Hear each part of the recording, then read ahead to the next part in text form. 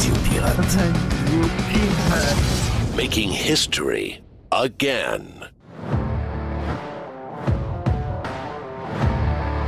Donc, on joint à la gang du Prime. C'est une journée un peu exceptionnelle pour tout le monde parce que, comme je l'ai expliqué à la gang du Prime, on est en mode camping. Mr. White est chez lui. Le studio principal, Jeff dans son sous-sol. Le studio principal est en manque de courant depuis 10h20 hier. Et il n'y a pas de retour à l'horizon de ce que je peux comprendre. Ben, je viens d'aller voir. Puis là, on a encore une équipe désignée. Ça veut dire qu'ils ont déterminé du monde pour aller réparer, mais ils ne sont pas rendus à la réalisation des travaux encore. C'est ça. Donc, encore moins au délai de rétablissement. Ben oui, c'est sûr que oui. Donc, on n'a même pas d'heure de retour. Donc, j'ai dit à Mr. White, faites du camping chez vous. Jerry, qui était au studio principal ce matin de bonne heure, qui est allé chercher ma blonde à l'aéroport, qui, elle, a eu une histoire à pu finir. Si vous voulez avoir les détails sur l'histoire de MC, branchez-vous sur le Prime. Allez vous inscrire à radiopirate.com. Vous allez comprendre ce qui s'est passé. Donc, Jerry est allé chercher MC à l'aéroport ce matin après une nuit couchée sur une civière qu'ils lui ont prêtée à l'aéroport de Newark. Donc, tous les détails dans le Prime. Mais là, Jerry est sur la route et monte tranquillement parce que les conditions routières sont quand même un peu spéciales. Il a mouillé beaucoup et ça l'a gelé très rapidement. Donc, c'est une patinoire dangereuse, même sur les autoroutes aujourd'hui. Donc, exceptionnellement, on est... c'est moi qui ai le studio principal aujourd'hui. Donc, Mr. White est comme le genre de studio satellite. On est comme le monde à l'envers. Puis aujourd'hui, ça donne mal parce que c'est notre plus grosse journée de podcast de la semaine. C'est là où on fait quasiment 80% du podcast de demain, entre autres pour le Prime. Puis habituellement, on se laisse un 20% le vendredi matin pour faire des choses qui sont à jour, là, les nouvelles du jour et tout. Donc, pour nous autres, c'est une très, très grosse journée de... Souvent, on fait nous alentours de 6 heures. Puis les boys, une fois de travailler sur quelques affaires, souvent, c'est jusqu'à 7h, 7h30. Oh. Donc, c'est quasiment 12 heures de travail le jeudi. Puis, ça donne mal. Donc, mais on va... Vous allez comprendre que probablement qu'on n'aura peut-être pas la longueur habituelle. Peut-être qu'on va être un peu plus tout croche, mais on va réussir à faire quelque chose, puis on va faire de notre mieux. Donc, voilà pour la mise au point concernant ça. Juste avant de commencer le live et de joindre la gang du live avec la gang du Prime, Jess m'a dit, Mr. White me dit, il faut qu'on ouvre le live et qu'on écoute la grosse histoire du Québec. C'est l'histoire du Québec. Oh oui, c'est l'histoire du Québec, c'est-à-dire que l'attaque à la dinde noire qui s'est rendue, entre autres, dans le coin de la Mauricie hier à Louisville. Oui. Puis le maire de Louisville, j'imagine que tu avais déjà entendu son nom, Yvon Deshaies. J'avais jamais entendu. Non? OK. Non. Mais lui, il est spectaculaire. Tu sais, lui, moi, je l'avais déjà entendu à la radio. Il avait déjà donné des entrevues. Puis c'est un gars qui, tu sais, il n'a pas la langue dans sa poche. C'est un monsieur de, je sais pas, il doit être dans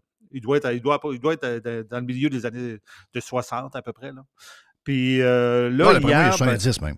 Il y a 70, hein? Bon, mon feeling, il y avait 70. 70. Je voulais juste pas aller jusque-là. Là. Mais là, hier, il est arrivé de quoi? Parce que, as-tu vu la vidéo du gars qui se fait courir par la dinde autour de son char? J'ai vu, oui. Ouais. Fait que là, il y a un monsieur hier... Mais moi, j'étais un peu surpris. Moi, la battante qui me surprend le plus, tu sais, j'ai eu une journée assez remplie hier, puis quand je me suis installé pour voir un peu ce qui se passe, j'ai dit, c'est une vraie nouvelle, ça, Chris?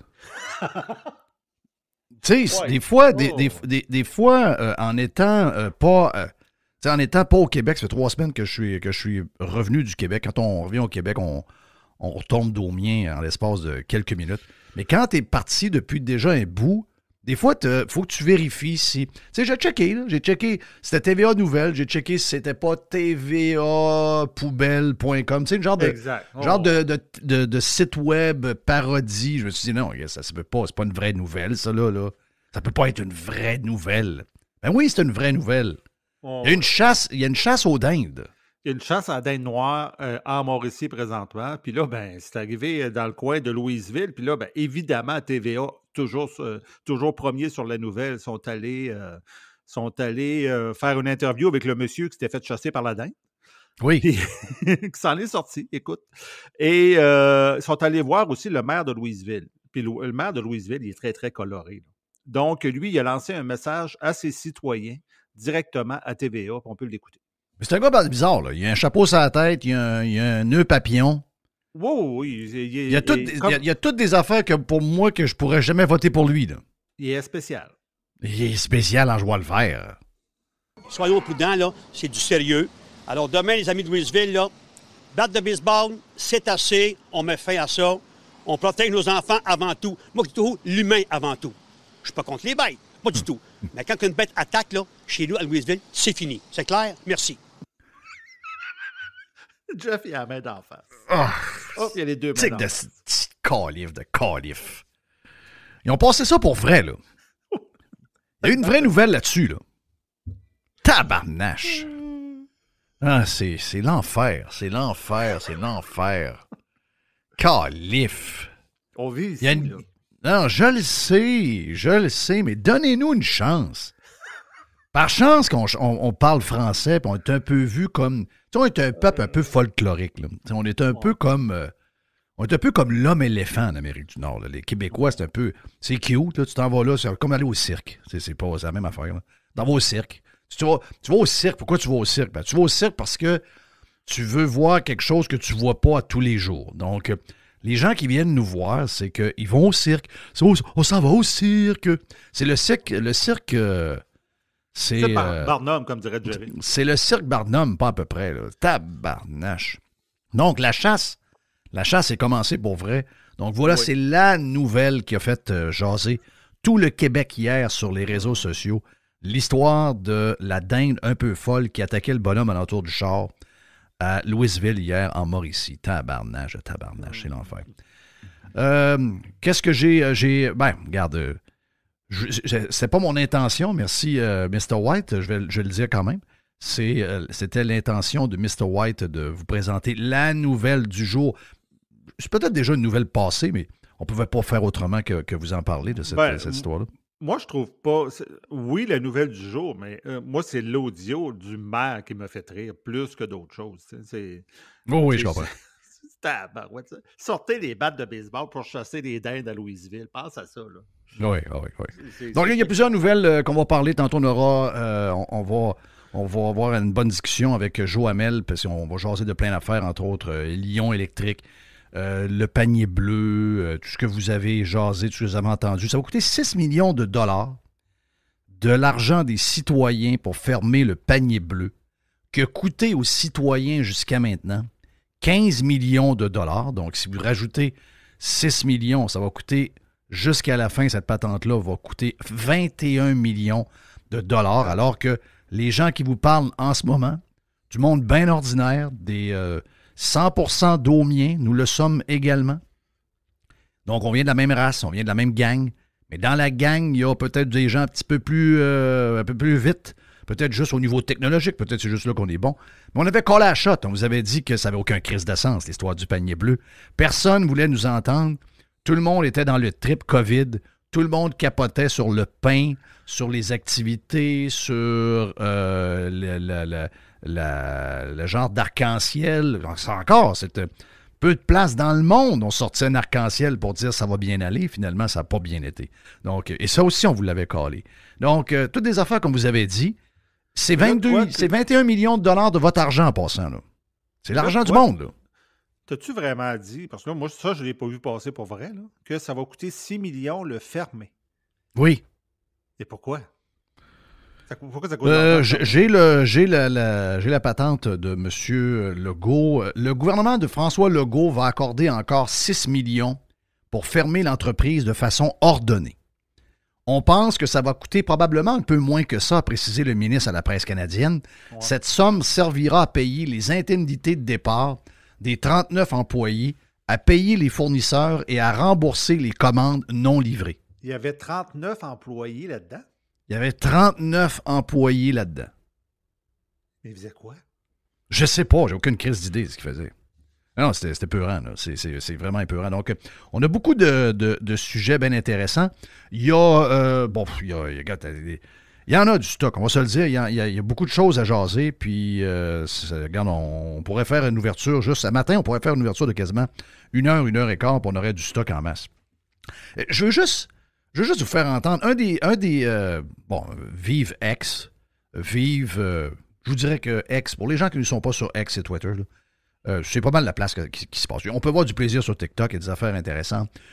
C'est un peu bizarre sur Facebook, mais X, c'est là que ça se passe pas mal. Puis, il y a un gars qui a fait le tour hier du web. Oui, vas-y donc. Je me trompe-tu ou X s'est rendu que c'est le média social qui est vraiment orienté actualité? Parce que tu sais, TikTok, tu ne vas pas là pour avoir d'actualité. Ben, tu peux, TikTok, mais ça ne l'est pas. Là. Je le sais. Moi, j'ai essayé, TikTok, quelqu'un me dit sur TikTok, tu as toutes les nouvelles, ouais, mais c'est pas vrai, ça. Non, en tout cas, pas pour le Québec. Facebook, c'est pour savoir ce que ta grand-mère fait. Fait que, dans le fond, ça se passe sur X, là, pour ce qui est de l'actualité. Oui. Si tu veux savoir ce qui se passe à la boule, si tu veux savoir ce qui se passe au Québec, la vérité, c'est sur X. T'as bien beau vouloir à Elon Musk, t'as bien beau dire n'importe quoi. La réalité, c'est qu'il n'y a pas d'autre place que là. Donc, hier, un des vidéos qui est devenu, en tout cas, je ne sais pas si le terme viral est encore bon quand. Je ne sais même pas c'est quoi le nom, mais ça m'a fait rire parce que hier, on a appris que le gouvernement du Québec de François Legault va prendre 2 millions de dollars pour... ce qu'ils vont faire, c'est qu'ils vont donner un coup de main aux élus municipaux qui se font agresser sur les réseaux sociaux puis qui se font, à leurs yeux, là, ils se font intimider un peu partout, incluant lors des événements de la ville, là, donc le conseil de ville et ces affaires-là. Donc, 2 millions. Les millions volent, les amis. Là. Les millions, c'est l'enfer. Il y en a. On leur donne tellement trop d'argent que Chris, ils ne savent plus quoi faire. Donc là, elle, la madame qui s'occupe des villes, a dit, on va mettre 2 millions, on va mettre ça dans un pot, puis là, on va leur donner... Alors que, entre vous et moi, là, il y a un paquet de gens qui ont besoin d'être soignés en ce moment au niveau mental, qui n'ont aucune crise d'aide. Là. OK? Ces gens-là ont zéro aide. Il n'y a pas personne pour les entendre, pour les soigner. Ce monde-là a fucking rien. Souvent, ils aboutissent à faire des crises quelconques, soit des crises de violence, ou ils finissent dans la rue. Mais là, on va s'occuper des fucking politiciens, des gangs de braillards. Puis, j'ai trouvé que ce vidéo-là c'était un genre de bon résumé de comment ça se passe. Parce que moi, depuis le début, je dis Christophe, arrêtez de broyer. Vous êtes à l'origine de ça. Vous êtes à l'origine de ce qui arrive. Vous êtes tout le temps contre le monde.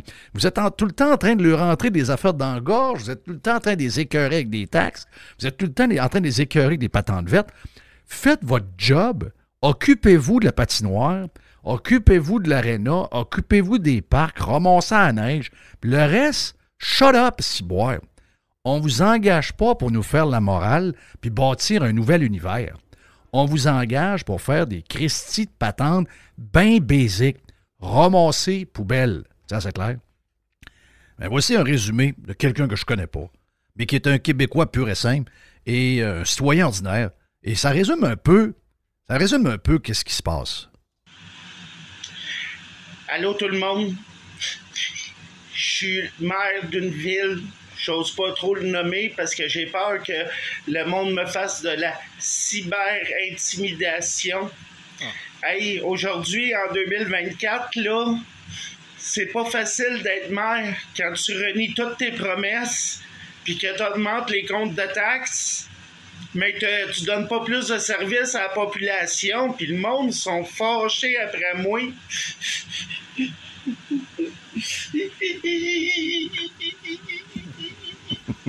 Merci au gouvernement Legault de garrocher 2 millions de dollars de vos taxes pour nous venir en aide psychologiquement.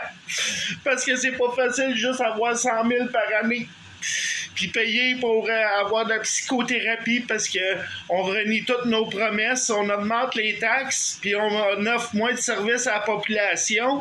On comprend pas pourquoi que le monde sont fâchés. C'est une grosse gang de la vite. Voilà, c'est pas plus compliqué que ça. C'est pas plus compliqué que ça, regarde. C'est carrément ça, il n'y a pas d'autre chose que ça. Et pendant ce temps-là, quand c'est pour défendre les conseillers municipaux, tout est permis à partir de là. Voici celle qui dit « ta gueule » au monde qu'elle aime pas. Voici Régine avec Bonjour, ici Paul Larocque. Mais il faut que je parle de ces coucous perturbateurs professionnels. Coucou perturbateur professionnel. C'est ce que j'ai trouvé de plus poli, Paul, à dire à TV. Vas-y, Régine. D'accord? C'est dommage, mais on vit dans bien des municipalités avec de ces personnes que je qualifie des coucous perturbateurs professionnels. Là, les pissous, les peureux et les lâches. Bon, vas-y, Régine. Dis-nous ce que tu penses vraiment. Là. Parlons-en des impacts des réseaux sociaux. OK? Ces grands pissous, lâches, peureux, qui se passent bien fort, cachés derrière un clavier d'ordinateur. Pour moi, là, quand tu as besoin d'être protégé par un écran d'ordinateur pour vociférer des insanités, t'es juste un minable. Un minable qui n'arrive pas à la cheville des élus, qui ont le courage d'agir à visage découvert puis de mettre leur face sur un poteau pour être élus. On n'a pas le droit de laisser ces minables décourager des personnes de vouloir... Wow! OK, donc ça s'applique à... Ça s'applique à quoi, là? À qui, l'intimidation, puis les mots violents, puis... OK. Le monde, c'est pas grave. C'est juste les élus à qui on doit pas le faire. Le monde, ben oui, les médias peuvent écœurer quelqu'un de minable, de méprisable, de coucou, de lâche, de peureux. C'est tout ce qu'elle a fait, là. Elle a fait ça en quelques secondes seulement. Mais ça, il n'y a aucun problème. Mais ils se voient pas, eux autres, hein? Chris, sont-tu complètement tombés sont complètement tombés sur la tête? Ils sont en train de dénoncer quelque chose et ils font pire que le monde. Moi, j'ai pas vu ça, là. J'ai pas senti qu'il y avait des attaques aussi féroces envers un conseiller municipal d'une ville X au Québec, comme vient de le faire Régine. Régine qui... Ben oui, on sait pourquoi Régine est à TVA, là. Pas nécessairement parce que c'est la meilleure. On le sait que TVA se sent obligé de mettre à peu près toutes la diversité, au nom de la diversité. Et au nom de ça nous prend quelqu'un de couleur, ça nous prend un monsieur, madame, ça nous prend un homosexuel, ça nous prend un arabe, ça nous prend ci, ça nous prend ça. Et elle s'en rend même pas compte. Tu sais, parce qu'on va se le dire, elle était quand même assez... Comme communicatrice, c'est pas la meilleure. Là. Tu te dis, voyons, ils n'ont pas mieux que ça. Mais finalement, quand même si elle n'est pas bonne, elle en a assez pour écœurer le monde. Elle en a assez. Mais ça, c'est permis. Ça, c'est ça qu'il faut comprendre. Et ça, on l'avait vu aussi avec Trudeau. Trudeau, lui, il vient toujours faire « Ah, il y a beaucoup de divisions. Ah, il y a beaucoup de gens qui... » Christophe, le master de la division depuis 3 ans et demi, c'est Trudeau, sacrément. C'est Trudeau qui est le pire. Il finit toujours son discours par « faut sauver l'Ukraine ». Oh oui, c'est ça. Mais c'est son genre de porte de sortie. Mais là, cette semaine, là, j'ai aimé ça parce que tu as salué Catherine Fournier. Tu te rappelles, elle est passée à Radio-Canada. Puis je te l'ai sorti, l'audio. OK. Puis moi, je trouve que ça vaut la peine de l'écouter parce que dans toute la vague de l'intimidation, puis de ce qui se passe, on voit plein d'extraits qui sortent des conseils municipaux dans ce temps-ci, partout, dans toutes les municipalités au Québec. Puis ils l'ont questionné là-dessus, puis moi, je l'ai réécouté parce que quand tu as parlé de ça, je ne l'avais pas écouté. Puis là, j'ai écouté, j'ai dit, en effet, j'aime son approche, j'aime de la façon dont elle a réfléchi ça, puis on peut l'écouter pour voir ce qu'elle avait à dire. Je veux juste préciser une affaire, là. Oui. Catherine Fournier fait partie des mairesses et des maires du Québec qui m'énervent, OK? Oh oui, ce sont des gens extrême gauche, extrême vert, qui viennent de signer avec la gang de l'UMQ, là, une genre d'histoire pour mettre sur les épaules du gouvernement provincial, donc c'est-à-dire nous autres, nous, les payeurs de taxes, encore des projets pour toutes les villes du Québec de patentes de transport pour les changements climatiques. Ils sont complètement virés sur la tête, virés sur le top avec ça. Donc, puis elle est très de gauche, là. Mais je suis quelqu'un de fair, et quand quelqu'un dit quelque chose qui a de l'allure, même si je n'aime pas, je dis pas, j'aime pas, je la connais pas, je peux pas aimer elle, mais je parle de ses idées et qu'est-ce qu'elle défend comme mairesse et comme politicienne. J'aime pas ça. Elle, je la connais pas, elle a l'air bien gentille, c'est une belle fille, elle est jeune, elle est à la tête d'une des plus grandes villes du Québec, donc elle a dû faire des affaires pas pires. Mais ses idées, je les partage pas, elle m'énerve avec ses affaires. Et toutes les maires des villes du Québec commencent à tomber ses nerfs, sont toutes pareilles. Toute une gang d'activistes green complètement sautés. Mais elle a eu ce bout-là, et je dois dire que j'ai trouvé ça rafraîchissant. On écoute Catherine Fournier, mairesse de Longueuil. Bonjour. Bonjour. Aujourd'hui, on vous reçoit sur le plateau parce que vous avez décidé d'écrire une lettre ouverte à la Presse Plus, justement, pour faire appel à une nouvelle culture politique, hein, parce que Mme Bellil faisait référence au fait que c'était difficile aujourd'hui de faire de la politique, non seulement à l'interne dans les conseils municipaux, mais aussi la façon dont parfois les gens peuvent l'aborder en personne ou sur les réseaux sociaux. Donc, j'ai le goût de vous demander, pour vous, ça veut dire quoi une nouvelle culture politique? Ça veut dire d'avoir l'introspection de se poser les bonnes questions. On cible beaucoup les citoyennes et les citoyens qui parfois vont déborder dans leurs propos sur les réseaux sociaux, mais je pense que ça demande d'abord une introspection chez nous, les élus. Puis j'ai envie de dire aussi chez les médias, dans notre façon, d'abord entre nous dans les enceintes démocratiques, au sein de nos conseils municipaux, dans les parlements, la façon dont on s'adresse les uns aux autres, le manque de respect qui est parfois bien présent.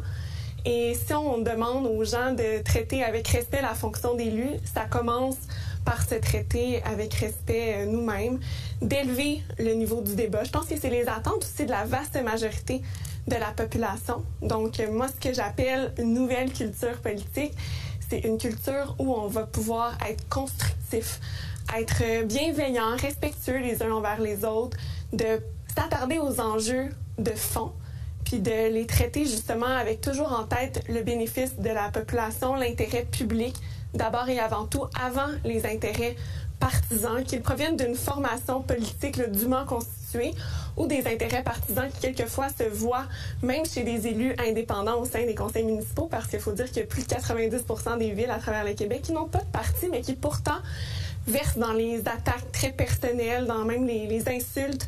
Donc, faut relever le débat. Voilà! Tiens-toi. En tout cas, Régine, à TVA, elle n'a pas saisi ça, elle. Elle n'est pas élue, elle a été présidente de syndicat, mais je veux dire, elle a fait le contraire. Elle, pour défendre les élus, elle a fait pire que qu'est-ce que les élus reçoivent envers la population. Et ça, c'est permis. Ça, c'est dégueulasse. Excusez-moi, là. Ça, c'est carrément dégueulaase. Paul Larocque. Vas-y, Régine. Vas-y, Régine. Ah ouais, frappe-les. Frappe-les, Régine. Moi, je suis pas capable. Bonjour, c'est Paul Larocque. Moi, je suis pas capable. Je suis pas capable de frapper sur personne. Moi, je suis un bon gars. Je suis une bonne personne, mais ce que Régine dit, je veux pas le dire fort, mais je le pense. Ah oui, vas-y, Régine. Vas-y, Régine. Frappe-les. C'est pas moi qui l'ai dit, là. Ce qu'elle a dit, les mots qu'on a entendus, ça vient pas de moi, là. Mais ça vient pas de moi, là. D'ailleurs, j'ai pas réagi, j'ai pas dit, ben là, Régine, tu vas un peu fort, Régine, quand même. J'ai oublié de réagir. J'ai été coupé, là. J'avais quelque chose dans mes écouteurs, je pouvais pas. Donc, voilà. Effectivement. Et ça, en passant, c'est un sujet, puis là, je sais que c'est la fin de l'ouverture du live parce qu'il faut passer à nos invités. Mais on aura entre autres un vestiaire aussi avec Max Truman un peu plus tard. Je veux juste avertir que Max me dit qu'il n'y a pas de courant. Ah, c'est tough. Max, il n'y a jamais de courant. Ben oui, Max, il fait beau puis il n'y a pas de courant. Imagine-toi quand il fait pas beau. Fait que là, on verra.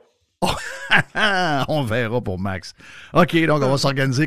Mais juste vous dire que qu'est-ce qu'on vient de jaser là?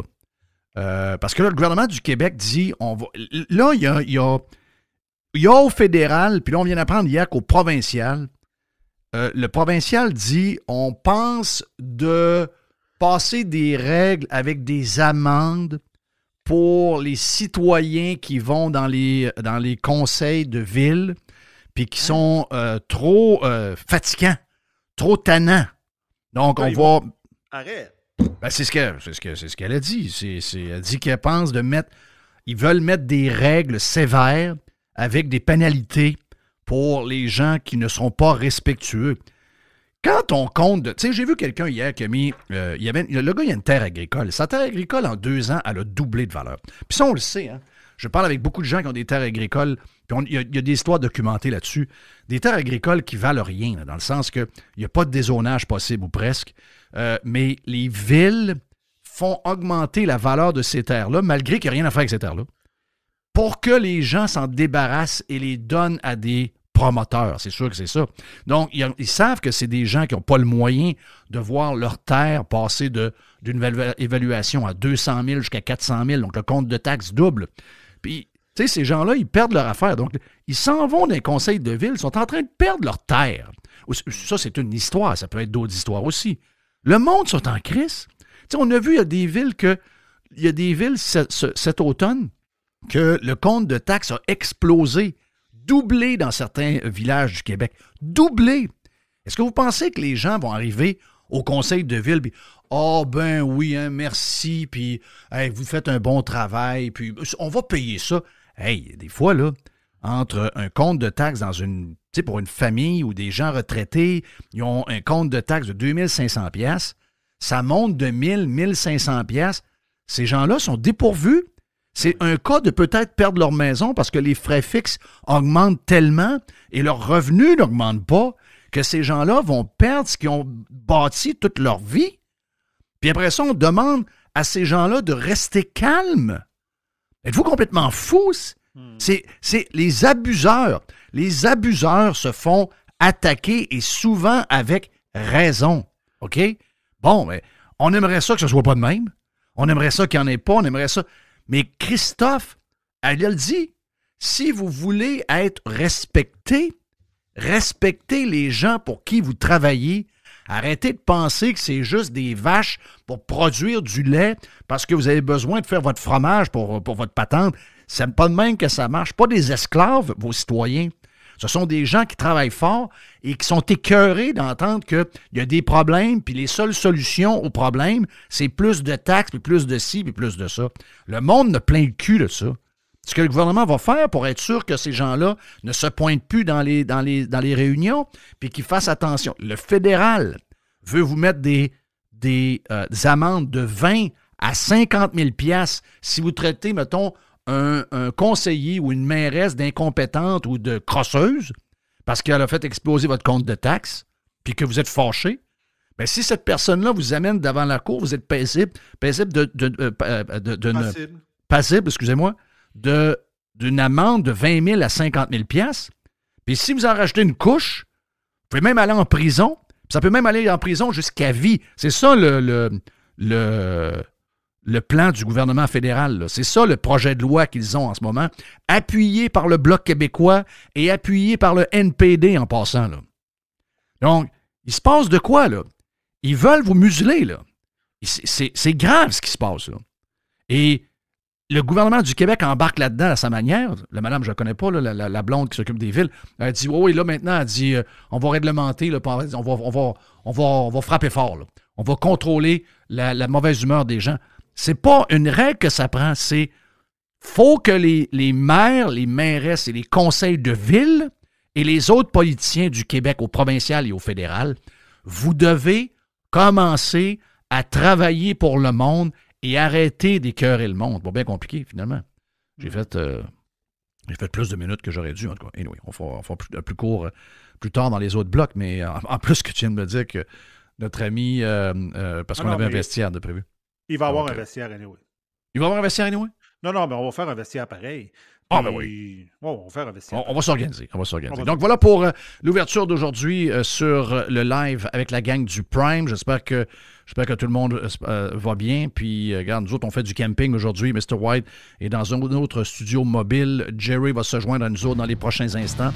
Puis, on s'en va vers, je sais pas trop où, là. Je pense qu'on a Joe Hamel prochainement. Oui, Jerry devrait être là également aussi.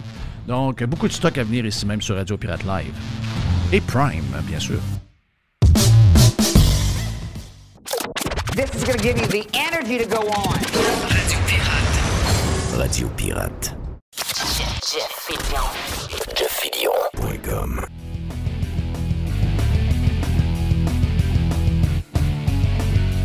Tiens, on prend un genre de 12 minutes à peu près. On prendra le temps que ça prend, mais Mr. White me dit, on se alentours de 12 minutes. OK, parfait. Donc, on est avec Carlos, la légende, Carlos Ramirez. Carlos fait réagir beaucoup de monde sur les médias sociaux et dans les médias aussi. Beaucoup de gens essaient de connaître le personnage de Carlos Ramirez. Ça dérange, la minute que... Si, mettons, Carlos Ramirez disait la même affaire que les médias disent et que tout le monde dit, Carlos Ramirez serait vu comme un allié extraordinaire. Mais vu que tu challenges le modèle, tu challenges toute l'information qui est relatée par rapport au changement climatique, il te voit dans le soupe. Carlos, c'est salué, mon ami. Salut, bon matin à vous autres. Yes. Ouais, comment tu tu sais, quand tu as commencé à être Carlos Ramirez, puis on a commencé à parler de toi, tu avais quelques followers sur Twitter, mais là, le nombre augmentait. Veux pas, vient, c'est le fun parce que ça met un peu de couleur dans la patente, mais quand la popularité augmente, les pas gentils augmentent aussi. Tu deals comment avec ça? Très, très bien. Il y en a même qui se demandent comment je fais. Moi, ça m'atteint absolument pas. Absolument pas. C'est des choses qui peuvent arriver. On peut pas plaire à tout le monde. Puis je fais pas ça pour amener des émotions. Justement, je trouve qu'on amène beaucoup trop avec la peur là, dans toutes ces histoires-là de changement climatique. Puis moi, je m'adresse plutôt à l'intelligence des gens et non pas leurs émotions. J'aime amener des faits, du factuel. Je fais des prédictions qui s'avèrent quand même assez justes la plupart du temps, je pense. Même si j'ai fait longtemps d'avance en utilisant des variables naturelles, c'est ce qui m'intéresse, moi, les variables naturelles. Je trouve qu'on les minimise beaucoup trop. Puis de plus en plus, de plus en plus de scientifiques sont d'accord avec ça, là, d'ailleurs. Tu as raison, quand tu donnes... tu parles souvent de... Ben souvent, tu vas réagir à une nouvelle, puis tu vas expliquer ça de ta manière à toi. Mais aussi, sur les gens qui suivent Carlos Ramirez sur X, tu vas donner les patentes de météo pour la journée à venir, les heures à venir, quand il arrive, comme il est arrivé cette semaine, hier, en fait, ce front froid-là. D'abord, montée de l'air chaud du sud, donc du golfe du Mexique, qui nous a amené des températures, en tout cas pour certaines régions du Québec, des températures plus élevées que la normale. Ça a fait capoter beaucoup de monde. Puis, après ça, tu as mis tes gifs, tu as mis tes cartes, tu as montré ce qui se passait pour nous autres, tu as montré ce qui se passait ailleurs sur le continent, tu nous as montré ce qui se passe dans d'autres places du monde, où ce que eux autres, contrairement à ce que les gens pensent, la Chine, entre autres, tu nous montrais que la Chine connaît probablement, c'est un de ces hivers les plus froids. Ils ont des records de froid. Donc, tu amènes tout ça, puis je suis obligé de dire que c'est vrai. Là, dans tes prévisions que tu fais, même les prévisions les plus proches qu'on peut voir, parce qu'une prévision dans 100 ans, on va tous mourir avant de les voir. Mais une prévision d'une semaine, d'une saison, d'une patente de même, on peut les voir, on va être là encore. Puis c'est vrai que ils peuvent pas dire que tu te trompes bien sur tes prévisions. Là. Non. Puis quand j'ai parlé de l'hiver à venir, avec mes prévisions, je les ai faites plutôt, disons assez tôt, le 31 juillet l'été passé. Mais c'est en me fiant à l'oscillation quasi biennale, par exemple, qui était en est. Donc, ça allait favoriser des réchauffements stratosphériques soudains pour cet hiver. L'hiver prochain, par exemple, ça va être autre chose. Peut-être qu'on aura moins. D'ailleurs, il y en a une qui a l'air de s'installer encore, là, c'est-à-dire un réchauffement stratosphérique soudain qui a l'air de s'installer pour les prochains jours encore. Donc, c'est sûr que ça a des effets sur le courant jet. Mais il n'y a aucune donnée. Il y a des études en 2020 qui ont montré que sur les 40 dernières années, l'ondulation du courant jet, il n'y a pas de changement significatif. Donc, si on essaie de dire ça dans les rapports du GIEC, que le courant jet va devenir de plus en plus sinueux, ce n'est pas démontré avec des faits observables à l'heure actuelle. C'est très important à comprendre. Puis c'est ça qui amène, veut pas. C'est sûr que localement, selon la Parce que le courant jet, pour les gens qui ne comprennent pas, Carlos, là, oui. Ce qui est arrivé là, hier soir, quand la température a changé, les vents se sont levés, c'est le courant jet avec sa masse. Il y avait une masse d'air chaud sur nous qui s'est en allé vers l'est. Et en arrière, il y avait une masse d'air froid. Les deux masses ensemble ont provoqué toutes sortes de choses. J'ai vu à un moment donné que tu as mis une carte qui nous montrait que même dans le haut du Québec, il y allait avoir des pointes de vent, puis que ça allait barder un peu. Donc, c'est vraiment le courant jet qui est l'architecte de tout ça, c'est ça? Oui, exactement. C'est le vortex troposphérique qu'on appelle. Puis lui, il est entraîné par le vortex qui est plutôt stratosphérique. Ça, tout ça est créé, c'est sur l'hiver, par le gradient de température entre l'équateur et les pôles. Ça a toujours été et ça sera toujours. C'est pas lié à un réchauffement, même que en principe, s'il y a un réchauffement, les pôles se réchauffent plus que l'équateur. L'équateur ne change pas énormément.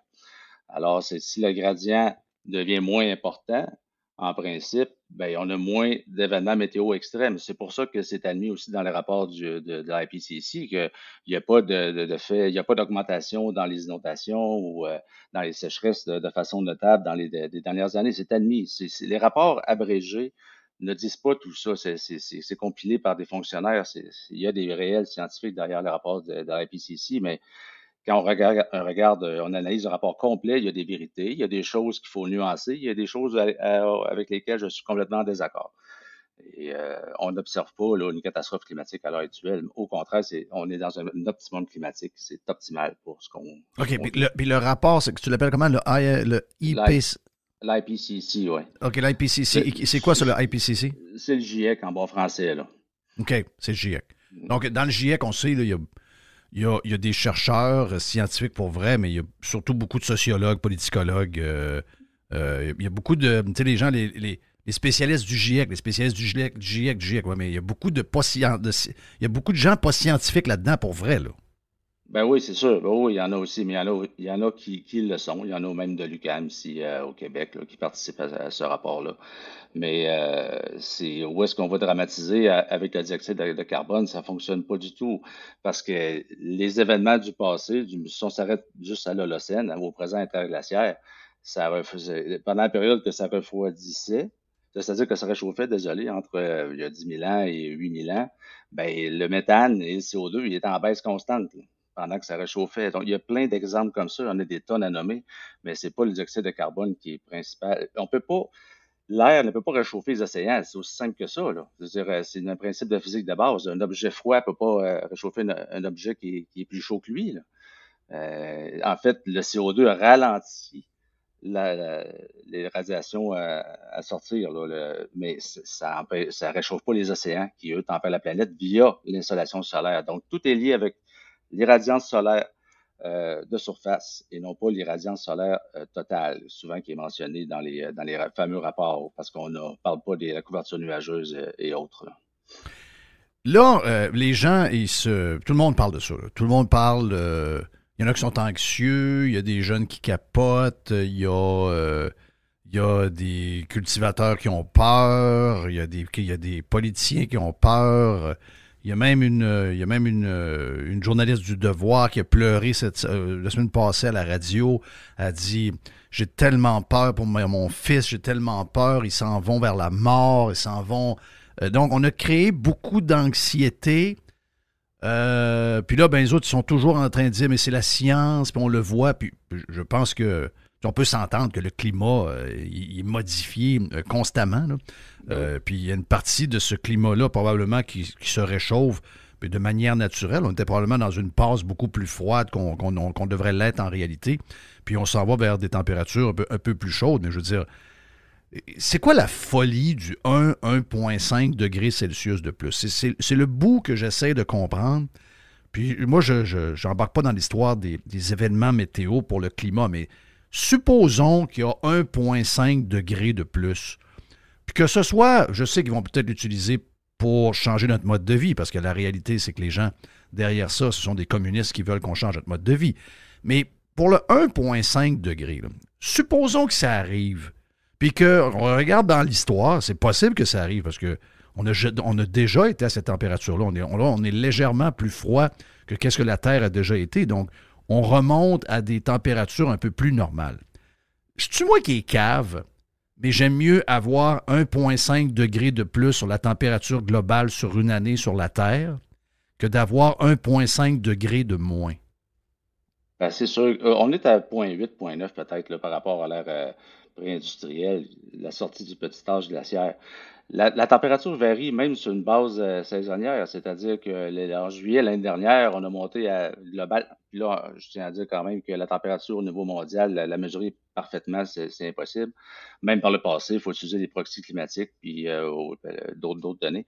Mais donc Carlos, quand on nous dit c'est le mois le plus chaud de la Terre de juillet qu'on n'a jamais eu, puis on nous dit ça à tous les mois là. Ça, c'est impossible? C'est impossible. On ne peut pas savoir. Il y a quand même les données satellitaires qui ont leurs défauts aussi, mais ça permet une meilleure lecture globale. Mais on ne peut pas se fier. Moi, j'utilise CDAS, par exemple, pour le plaisir quand même, mais ça compile aussi tout ce qui est les ballons stratosphériques qu'ils vont utiliser, même les avions, les stations terrestres qui sont la plupart du temps qui ne respectent même pas les normes, ne sont pas à 100 mètres des bâtiments, etc. Donc, l'effet thermique urbain fait ses effets là aussi. Mais la température varie de 4 degrés, c'est-à-dire que l'autre à 13 points quelques degrés en ce moment sur le CDAS, là, avec le Climate Data Assimilation System. Puis, mais en juillet, l'année dernière, c'est ça, on est à 17,1, là, on est à 13,4. Donc, on varie d'un 3-4 degrés dans l'année. Ça crée pas des perturbations épouvantables. Ça, là, 1,5 degrés. Les périodes chaudes il y a toujours une période froide, la période chaude, ça a toujours été, et ça sera toujours. On peut pas dire que ça va continuer à se réchauffer jusqu'en 2100 de façon continue, c'est pas de même que ça fonctionne. Il y a des variables naturelles, l'oscillation multidécennale de l'Atlantique va revenir en phase négative, c'est certain dans les années 30, ça, c'est des cycles qui sont faciles à prédire, et normalement, là, on va avoir un refroidissement. Je dis pas qu'on va geler, mais que normalement, on devrait plutôt observer une tendance à la baisse. Ça, c'est des oscillations qui sont à peu près pas utilisées dans les rapports du GIEC, là. Donc, ça veut dire que moi, qui capote pas sur 1,5 degré, puis qui voit d'ailleurs pour des endroits un peu plus froids, donc tu le disais, plus on s'en va vers l'équateur, moins probablement que cette variation de température-là va être sentie. Plus on va vers les pôles, plus on va le sentir. Donc, ça veut dire que pour des endroits, ben, si on avait 1,5 degré, c'est carrément, en tout cas, à mes yeux, à moi, c'est carrément une bonne nouvelle. Plus d'agriculture, moins d'énergie à chauffer, etc., etc. J'ai de la misère à saisir pourquoi ils sont si négatifs, alors qu'on devrait être négatif si on s'en allait vers un refroidissement de 1,5 degré par rapport à la température actuelle. Moi, je vois que des opportunités avec une augmentation, si, mettons, elle arrive, je veux dire, on est à peu près à 0,8, 0,9 par rapport à l'époque avant industrielle. Donc, c'est une opportunité extraordinaire. Pourquoi ils le voient si négativement, eux? Je ne sais pas, parce que c'est une idéologie rendue là, parce que c'est clair comme de l'eau de roche que si on perd 1 degré à 1,5 degré, mais on retourne aux disettes, à la famine. On regarde là, juste en Chine avec le froid qu'il fait en ce moment, là, c'est une catastrophe pour démarrer les semences, là. Donc, le froid est beaucoup plus nuisible que la chaleur. 1,5 degré, moi, ça me va très bien. Puis en termes de dioxyde de carbone, j'en prendrais facilement 2 fois plus parce que plus on en met rendu là, ça change à peu près rien. Il n'y a pas de stress à avoir là, au contraire. Mais comment tu trouves la technique, c'est-à-dire que de parler que de nous. Si, mettons, il y a un hiver froid ou beaucoup de neige comme l'année passée, on a annulé l'ouverture du carnaval. La Ville de Montréal a eu des records donc des records de budget pour ramasser la neige. L'année d'après, il y a comme un ballon de ça. Mais on regarde jamais plus loin que nous. Tu sais, je veux dire, c'est pas bien loin. Tu as mis des cartes cette semaine. On nous montre, mais on le voit ce matin. On le voit ce matin. L'ouest du pays est aux alentours de moins 23, moins 24, donc très froid. Tu as parlé de la Chine qui est vraiment bas. Il y a une partie également de l'Amérique du Nord. Oui, la côte Est a eu ses bons temps, puis merci à El Nino. Mais on a de la misère les gens du Québec, les nouvelles, ceux qui font les nouvelles, ne regardent jamais à plus de 200 km à l'ouest d'eux. Est-ce que c'est une stratégie ou c'est juste parce que le Québec a toujours regardé son nombril pas mal plus que n'importe quoi d'autre puis qu'il ne s'intéresse pas ailleurs? Parce que tout ce data-là, que toi, tu montes sur ton compte X, il est disponible. Tu le prends quelque part. Il y a d'autres gens en météo qu'on peut voir. On peut regarder les cartes météo qui sont disponibles sur Google. Il y en a à la tonne. C'est-tu un aveuglement volontaire pour une stratégie? C'est quoi les raisons derrière le fait que jamais ils nous parlent d'ailleurs? Je sais pas. Puis honnêtement, moi, j'écoute pas du tout les nouvelles depuis des années. Donc, je vois passer des articles, tout simplement. Je vois des propos qui sont vraiment alarmants pour absolument rien, ça c'est sûr, là. Mais je peux pas dire pour quelle raison exactement ça c'est fait. C'est pour mousser un agenda, ça me semble assez clair à ce niveau-là. Mais l'agenda de l'ONU, ça part de l'ONU, tout ça, ou c'est très difficile parce que je vois pas pour quelle raison on s'affaire autant à faire peur aux gens sur quelque chose qui, en fait, devrait plutôt être une bonne nouvelle, là, de savoir qu'on est dans un temps plus chaud. On va continuer à avoir des hivers, là. Oui, c'est sûr que sur les latitudes plus nordiques, la chaleur elle se fait plus sentir, mais tant mieux, parce que justement, on est dans un climat nordique tempéré. À l'époque du maximum médiéval, ben, c'est 4 degrés de plus, selon les proxys, au Groenland. Ça, c'était donc à l'époque médiévale? Oui. Donc, ça veut dire qu'on était quasiment dans la pelouse, je pense, à ce moment-là. Il y avait pas mal moins de glace dans ces coins du monde-là, là. Bien sûr, puis pour l'Antarctique, il y a aussi d'autres données qui montrent que pendant le maximum de l'Holocène, ça a beaucoup plus fondu que ce qu'on prétendait auparavant. Puis si on regarde l'ancien interglaciaire, le Énien, c'était de loin plus chaud parce qu'il n'y avait presque pas de cryosphère à l'époque. Donc, c'est... C'est quoi, les gens essaient de savoir qu'est-ce que El Nino fait pour nous amener ça, là? Pourquoi nous, on a eu ça? Pourquoi on a eu un hiver doux, quasiment pas de neige, beaucoup de redoux? Avant, c'était... Je parlais de 1983 hier, parce que 1983, je m'en rappelle, c'était genre d'hiver de même, quasiment pas de neige, température souvent très, très, très douce. On était comme... Tout le monde était content de ça. On savait pas trop c'était pourquoi, en 83. Aujourd'hui, on a plus d'informations, on sait d'où ça vient, puis l'information circule un peu plus. Mais, donc, le gros chien qui vient de rentrer, que check-moi, c'est ta bête. Check-moi, c'est ta bête, ça n'a aucun sens. Puis, on n'avait pas l'info, puis c'était le même, puis on célébrait, là, je veux dire, on était content quand il y avait un hiver doux. Pourquoi les gens capotent avec El Nino? On le savait, là. Tu l'avais dit au début, tu avais dit, tu vas voir, avec El Nino, on va avoir un hiver, le fun, puis on va être bien. Crif, il n'y a pas longtemps, on était joyeux de ça.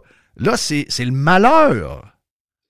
C'est hallucinant. Puis on est assez vieux pour se souvenir qu'il y a eu des carnavals qui faisaient très froid, puis d'autres que, je pense que le château de glace va fondre. Oui. Ça a toujours été ça, là. Oui. À un moment donné, il faut en revenir un peu. On dramatise beaucoup, là. C'est certain. Je le vois quand je vois les écrits passer de certains médias. Je pense qu'il y a des journalistes qui font de bon job, d'autres moins. Qui prennent pas le temps de chercher et aller au fond des choses. Parce que dans le temps aussi, c'est sûr, monsieur, quand j'étais jeune, il me semble qu'il y avait des journalistes là, de scientifiques, de recherche, il y avait des choses intéressantes. Là, c'est de moins en moins. Là, c'est des activistes. Oui, là, c'est plus des activistes. C'est ça, c'est plus des activistes. Qu'est-ce qui s'est passé dans les dernières heures? On finit avec ça. Encore là, c'est quelque chose d'assez... Puis moi, ça me surprend un peu de voir l'état d'Hydro-Québec avec son nombre de pannes et pas de solution. Il y a des pannes partout. Le studio de Radio Pirate n'est pas en fonction depuis 10h21 hier soir, puis il ne semble pas être en fonction pour la journée parce qu'il n'y a aucune heure de retour. On a de plus en plus de problèmes. Mais je veux dire, le passage d'un front froid avec une masse d'air chaud en avant puis une masse d'air froid en arrière qui provoque une période d'entre-deux où tout gèle, puis qu'il y a des squalls de neige, puis qu'il y a des pics de vent. Je veux dire, on vivait ça. Moi, j'ai 56 ans. Là. Je vivais ça quand j'avais 10 ans. C'est arrivé à tous les hivers. Ça arrive tout le temps. Pourquoi aujourd'hui, c'est comme plus spectaculaire que ça n'a jamais été? Puis je suis assez de comprendre. Parce que Hydro-Québec va dire, ouais, la raison pourquoi notre réseau est pas fiable, puis qu'on a de la misère à soutenir la demande au niveau du service, c'est à cause des changements climatiques. Mais y a-t-il quelque chose d'exceptionnel qui est arrivé dans les 72 dernières heures? Non, absolument pas. Puis comme je disais tantôt, de toute façon, les études le prouvent que sur 40 ans, l'ondulation du courant G n'est pas... Il n'y a rien qui montre que la sinuosité a augmenté là, de façon significative. En fait, absolument pas. Donc, les masses d'air, c'est ça, ils ne se mélangent pas entre elles. Hein. C'est ça qui crée aussi tous ces contrastes-là, qui amènent toutes les rafales de vent. Puis, c'est des choses absolument normales. Ça va continuer à arriver, ça c'est sûr. Puis c'est pas causé par un réchauffement climatique d'origine humaine. Ça n'a aucun sens. Il faut regarder ailleurs. Donc, si on sait que c'est pas le CO2 qui crée ça, ben là, ça n'a pas le choix d'être autre chose. Il faut regarder les variables naturelles. Puis là, de toute façon, El Nino va casser. J'ai entendu quelqu'un à la radio là, dernièrement qui disait que El Nino allait se poursuivre jusqu'à l'été et l'automne, peu importe, en ce qu'elle allait se poursuivre.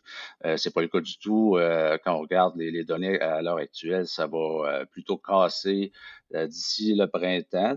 Et autour de juillet à août, je ne serais pas étonné de voir la Nina commencer à apparaître. Oh, on pourrait avoir la Nina, excuse-moi, El Nino et la Nina qui arrive pas longtemps après. Ben oui, puis là, la Nina, elle a fait quoi pour nous habituellement? Je sais que c'est pas automatique, mais elle nous amène quoi, la Nina? Je comprends qu'elle nous amène plus de neige? Oui, plus de neige, j'avais plus de froid aussi, parce que là, c'est un peu l'inverse. Avec El Nino, c'est plus les États-Unis qui sont en anomalie négative normalement, et le Canada en anomalie positive. Je parle de température. Et pour les précipitations, ben, ça ne change pas énormément pour nous. Je me serais attendu si d'autres oscillations, ce serait long à expliquer à l'heure actuelle, mais El Niño, c'est sûr, comme tu le sais, favorise les précipitations sur la côte est américaine. C'est pour ça qu'on voit beaucoup d'anomalies positives à l'heure actuelle. Mais le courant jet a tout dévié ça vers l'Atlantique, a conservé ça sur la côte est. Si on avait eu d'autres téléconnexions atmosphériques et océaniques qui auraient favorisé ces passages-là sur nous, on aurait eu un hiver d'enfer. Donc, c'est pas nécessairement El Niño ou La Nina qui vont vraiment favoriser des... Oui, parce qu'on a comme été chanceux un peu, on les a évités, hein? Ah oui, carrément. Quand on regarde les données, là, ça a tout passé, ça a coupé juste au nord-est des États-Unis, puis ça flyait vers les maritimes, même extrême-est des Oui, parce maritimes. qu'habituellement, ils sont comme aspirés par la vallée du fleuve Saint-Laurent, puis qu'on monte ça sur nous. Là. Souvent, c'est ça qui arrive. Ben, c'est ça. Fait que là, on a été épargnés. Fait que là, tant mieux! Qui ne vendent pas leur skidoo, le monde, parce qu'ils finissent leur ski, parce qu'on va avoir d'autres hivers là, on va en avoir d'autres dès 2008 à un moment donné. C'est clair. Thank you, Carlos. Salut à ton chien. Comment s'appelle déjà ton chien? Kira. C'est un mâle? Non, c'est une femelle de 140 livres. 140 livres. 140 livres. Regarde-moi, c'est ta bête. C'est incroyable. Thank you, man. Les gens qui veulent le suivre, notre chum Carlos Ramirez, vont sur X, Twitter, et vous faites Carlos Ramirez. Vous allez avoir toutes les cartes, toutes les patentes. Donc, Carlos qui... et en finissant, important pour les supposément vrais météorologues, ne jamais mélanger météo et climat, n'est-ce pas? N'est-ce pas? Yes, mais Carlos Ramirez, thank you, man. Merci. Salut, bye. Plus de Radio Pirate après. Thank you à Carlos.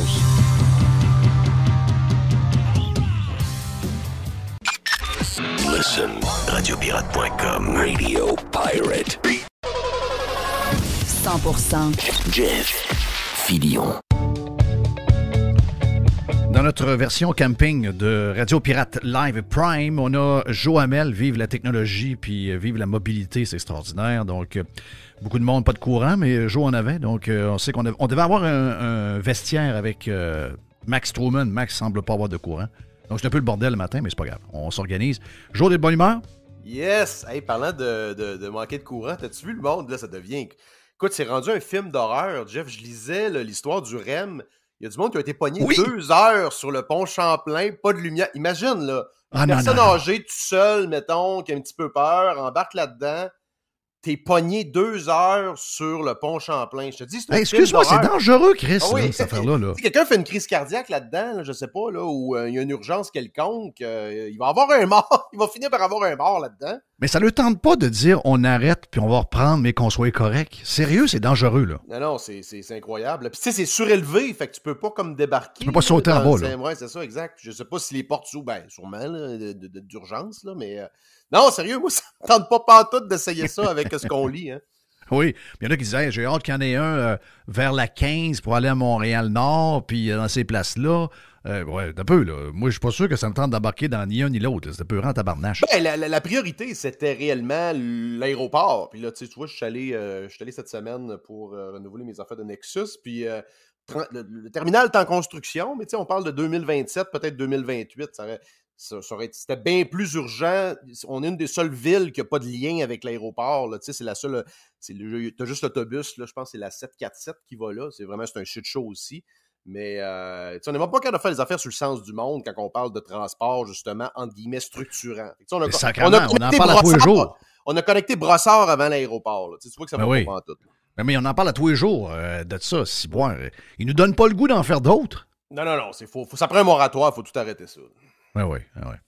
On parlera de Lyon tantôt en passant. Vite, savoir ce qui se passe avec eux autres, puis même le panier bleu, vite. Mais avant, dans les choses que tu as écrites sur X puis qui a provoqué de la réaction, c'est sûr que c'est... Moi, j'ai mélangé ça, j'en ai parlé dans l'ouverture un peu avec Mr. White. J'ai mélangé un peu les deux, ce qui se passe au fédéral avec la loi sur le contrôle des médias sociaux puis de tout ce qui se raconte, etc. Et aussi, les gens qui, avec ce qui se passe avec les conseils de ville puis les maires puis les élus, qui voient là-dedans la même chose de réglementer le Québec au point où on pourrait punir les gens qui vont aller questionner de manière un peu, on va le dire, peut-être un peu impoli, là.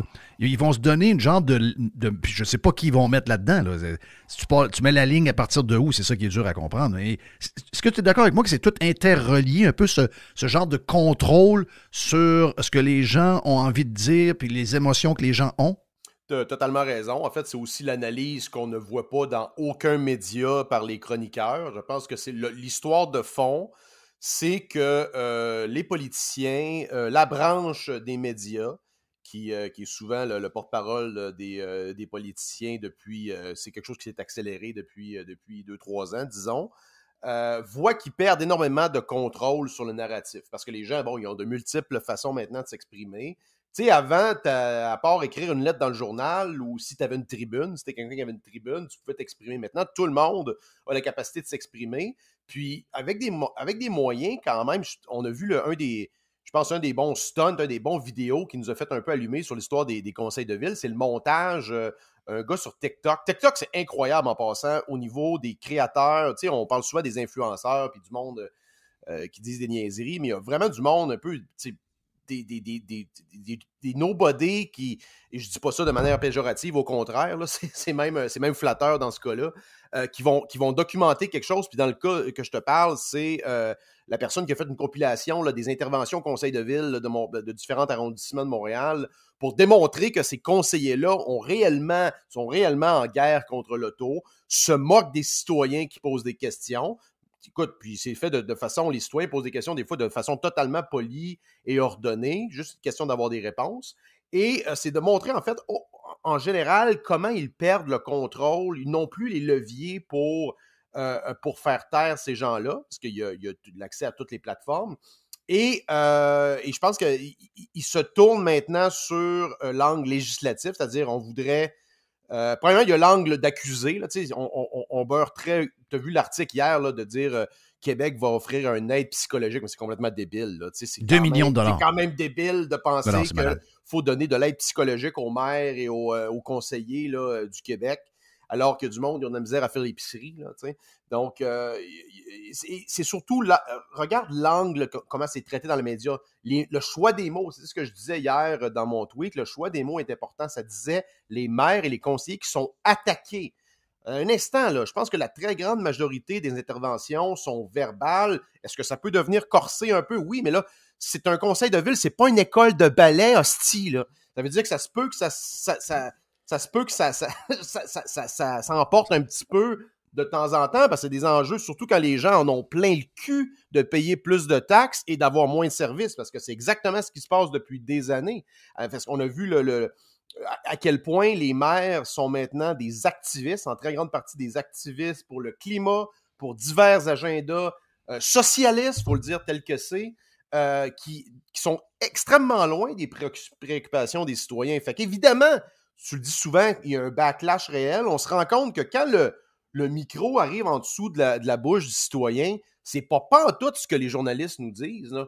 On se rend compte qu'il n'y a pas en tout d'appétit pour tout aller dans le transport en commun. On se rend compte qu'il n'y a pas d'appétit pour arrêter de faire des routes. On se rend compte qu'il n'y a pas d'appétit pour le net zero. Donc, je pense que ça, c'est en train d'être mis au jour.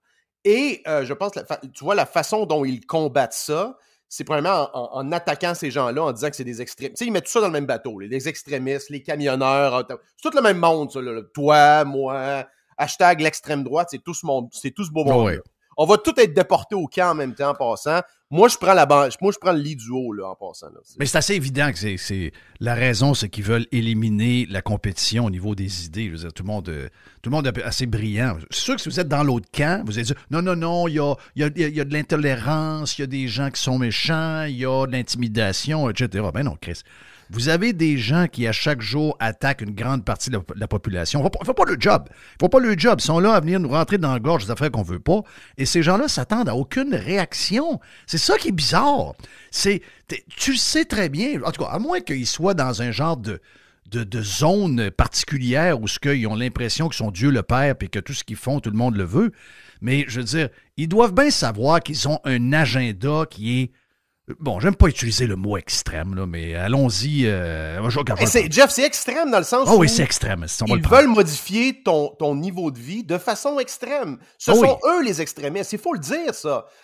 et de questionner ça et de s'opposer à ça. Tu sais, le statu quo et les modérés, c'est nous autres, sacrément, là. Je veux dire, juste de dire les choses telles qu'elles sont, ça suffit maintenant pour te qualifier d'extrémiste puis t'exclure de la société. Fait que c'est le coffre à outils, c'est les outils qu'ils ont mis en place pour éliminer les gens qui questionnent ça.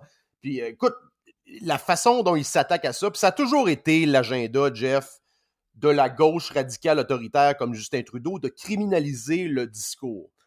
Tant au niveau du climat, tu as vu le fêlé dans l'Ouest là, du NPD qui voulait criminaliser la négation des changements climatiques ou de parler je pense, de faire la promotion des énergies fossiles, whatever. Là. Un autre délire complètement fou. Et toute la notion de discours haineux. Ça, cette notion-là, elle va être extrêmement élastique en passant. Ça va être mis dans les mains d'une nouvelle agence fédérale. What could possibly go wrong? Là? La même gang qui sont pas capables de gérer un système de paye pour ses fonctionnaires depuis genre 15 ans. Là.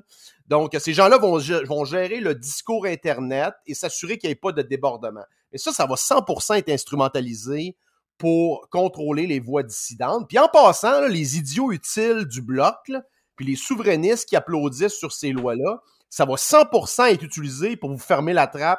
C'est sûr. Au référendum, là.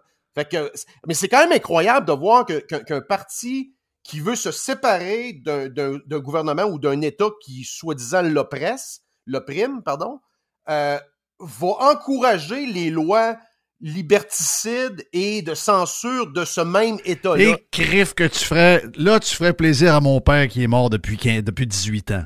Mon père, lors de l'histoire de choix, mon père est un souverainiste, un ancien député bloquiste, t'es rentré dans le bureau d'Agnès Maltais, puis il est allé dire, tu te réjouis qu'ils veulent fermer une station de radio à Québec. C'est le fédéral, câlisse! Ben exactement. Hey, des gars comme René Lévesque, Pierre Bourgault, vous pisserez dessus là, à regarder vos discours totalement contradictoires. Hey, ça parle de liberté, on va se donner la liberté, tous les moyens. Ça veut vous fermer la trappe en censurant Internet. Voyons donc. Les peines sont fréquentes. Je veux dire, pour toi, comme gars qui chronique avec nous autres, comme nous autres podcasters, excusez-moi, là, ça se demandait si on veut jouer ce game-là. Là, 20 à 50 000, ça peut être 10 plaintes en passant. Là. Ça peut être 10 fois 20 000. Là. Je ne sais pas si vous avez vu le résumé de Ezra Levant. Là, il l'explique très bien. Le résumé est très simple à comprendre. C'est 20 à 50 000 par cas, là, pas une fois. C'est sur le nombre de plaintes que tu peux avoir. Et ultimement, ça peut être aussi de la prison et ça peut aller jusqu'à de la prison à vie. Si tu scrapes un enfant à le poignasant, tu vas faire de la prison chez vous.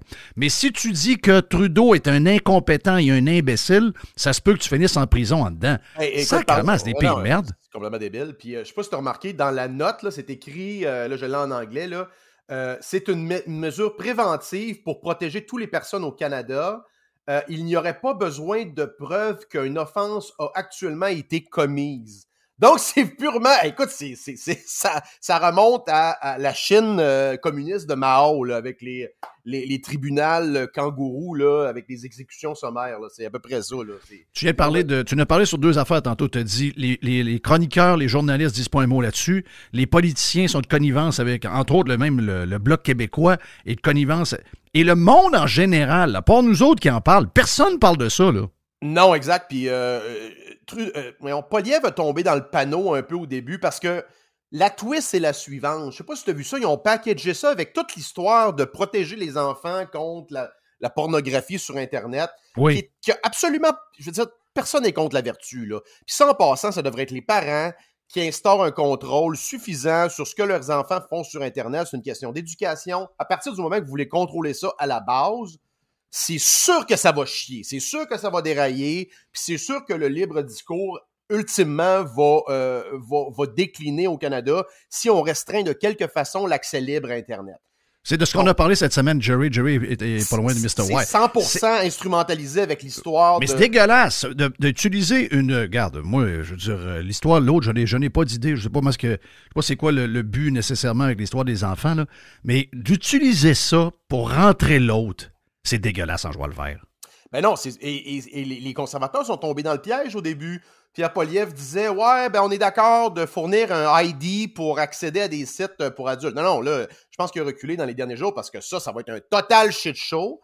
C'est complètement débile comme idée en passant, là. Donc, une bonne affaire qui est reculé là-dessus parce que tu peux pas militer pour le libre discours, parler de liberté, puis à la fois vouloir censurer Internet. Donc, j'ai aimé sa phrase. Je vais le dire en français, là, mais il a dit sur Trudeau, ce que Trudeau voit comme du hate speech, c'est le speech que lui hate. Exactement. Donc, c'est ce que, en français, c'est ce que lui voit comme des discours haineux, c'est les discours que lui n'aime pas. Donc, c'est carrément ça, là. C'est vraiment, c'est des édits de fin des régimes, là.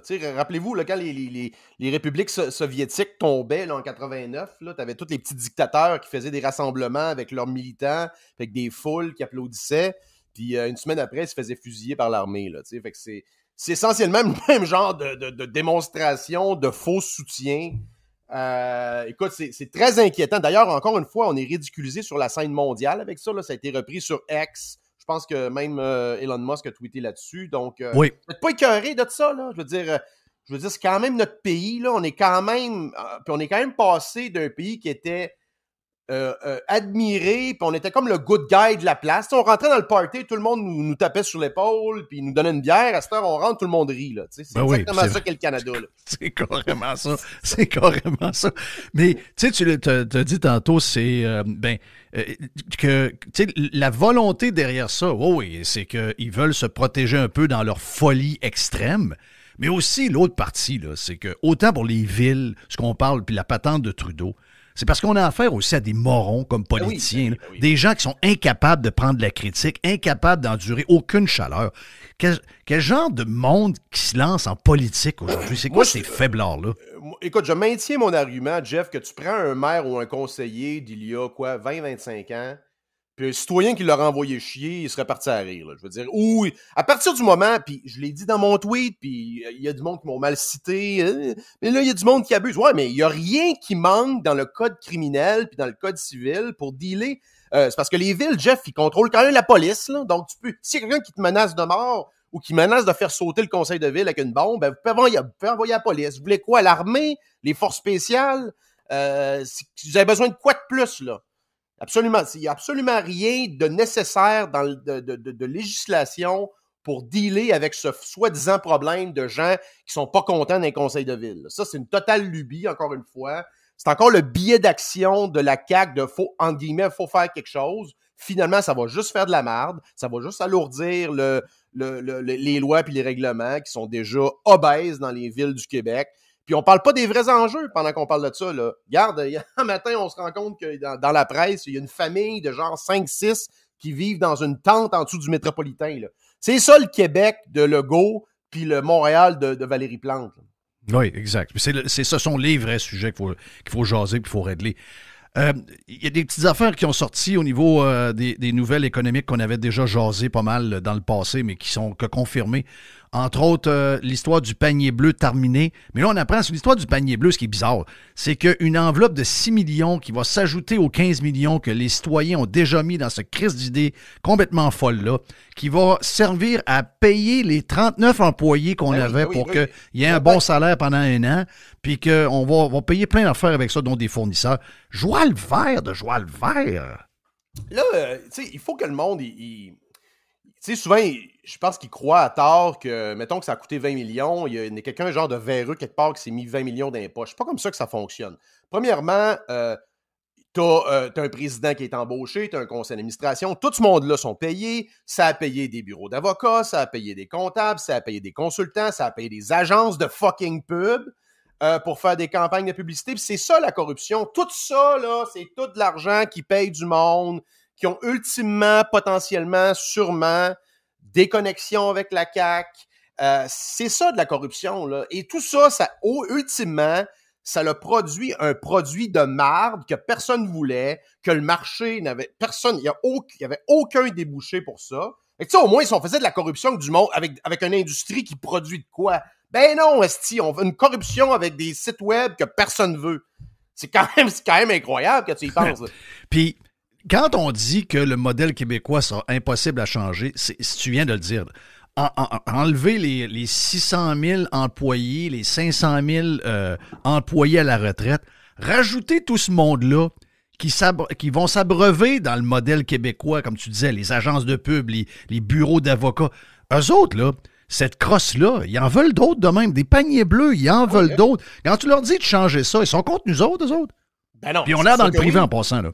Ils ont l'air du monde dans le privé. C'est sûr que oui, puis ben exact, parce que d'autres, ils ont le beau jeu, ils se présentent comme des entrepreneurs, c'est privé. Ben regarde, tu veux qu'on pivote sur Lyon. Lyon, toutes ces scams-là, c'est la même affaire, dans le sens où c'est pivoté, l'argent d'investissement Québec rentre, la caisse, la FTQ, parce que c'est tout le même monde. Là. Ça prend juste un coup de fil du cabinet du premier ministre pour qu'il fasse un chèque. C'est exactement ce qui s'est passé dans le cas de Lyon. C'est exactement ce qui s'est passé dans le cas de Taïga.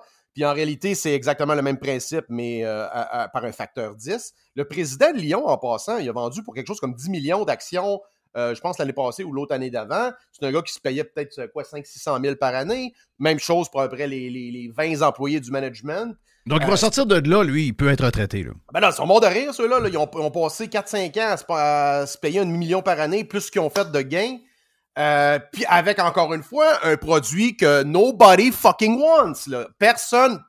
Écoute, dans les earnings, dans les recettes qui ont été publiées ce matin, on lit... Tu sais quoi la raison qu'ils disent que la baisse des ventes puis la perte? Tu sais quoi la raison principale? Les subventions du gouvernement. Ils disent que le traitement des demandes pour les subventions, parce que la plupart des ventes, Jeff, sont faits conditionnels à l'obtention de la subvention fédérale. Donc, le fédéral débloque pas assez rapidement les subventions, fait que le monde recule puis il n'achète pas les fucking autobus. Donc, c'est quand même incroyable de penser à ça, là. Imagine, je peux pas penser à quel autre produit qui est comme ça. Je veux dire, il n'y a aucun marché, il n'y a pas de demande organique. C'est la même affaire avec les véhicules électriques. Enlève les subventions demain matin, la demande tombe à zéro ou presque, à part quelques zélotes qui vont continuer de l'acheter.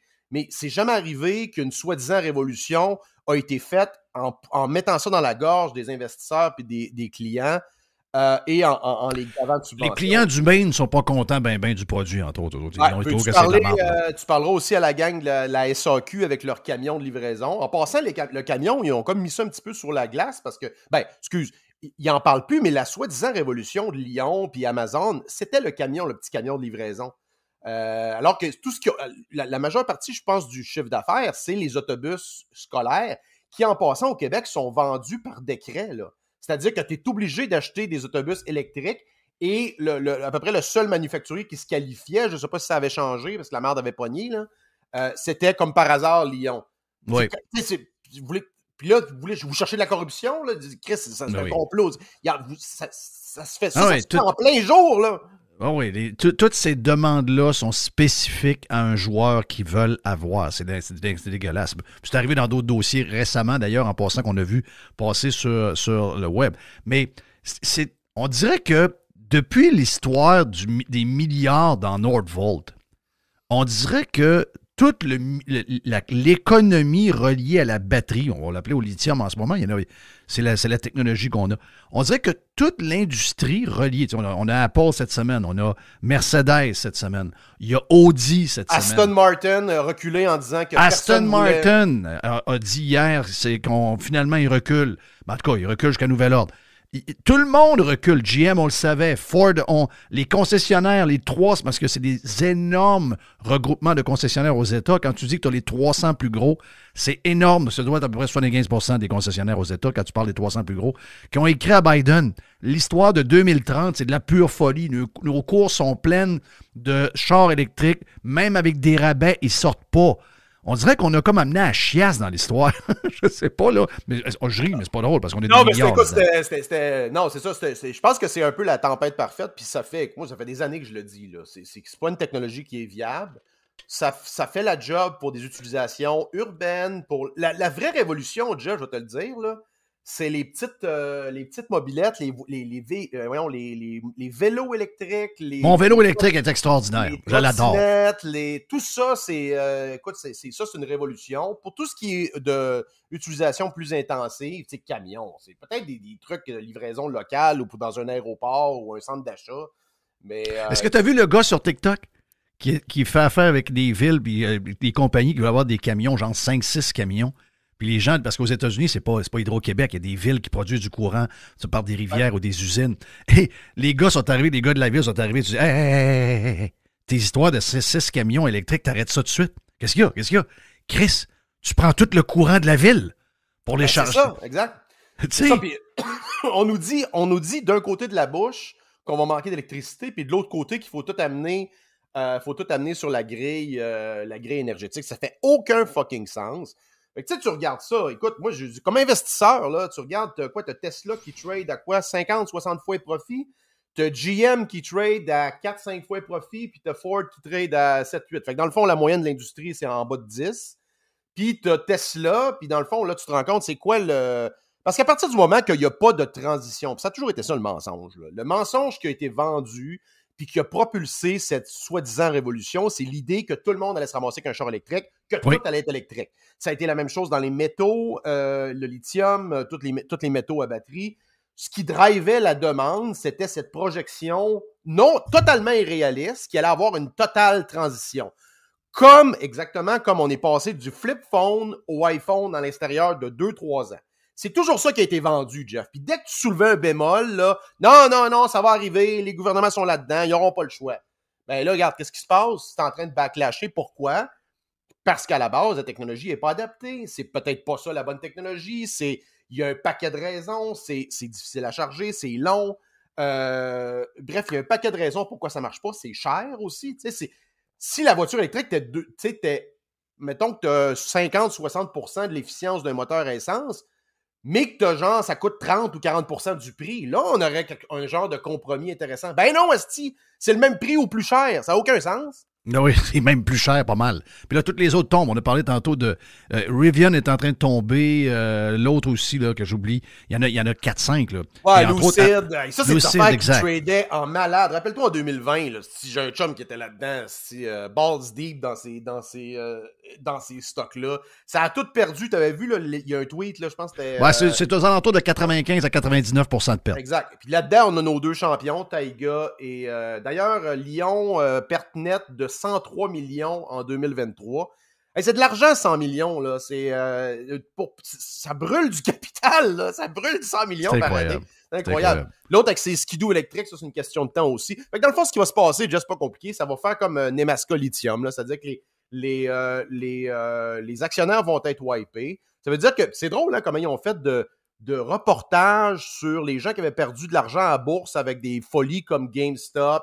Puis ils mettaient Bitcoin dans le même lot, on en parlera tantôt, on n'a pas le choix. Puis il n'y a personne qui a parlé des milliers de Québécois qui perdent leur chemise avec Lyon, qui était quand même pas mal pompé dans les médias québécois, qui était pompé par le gouvernement. On a vu des influenceurs économiques comme McSween et compagnie encenser cette compagnie-là. C'est drôle, il n'y a pas eu de reportage sur le monde qui perd leur chemise là-dedans. Exact. Bitcoin, on en parle parce que tu fais une belle ride. Je sais que Jerry a acheté un genre de produit Bitcoin. Regarde, il dit, moi, j'ai du plaisir à pu finir. Là, on est rendu à quoi? 62 000 quelque chose?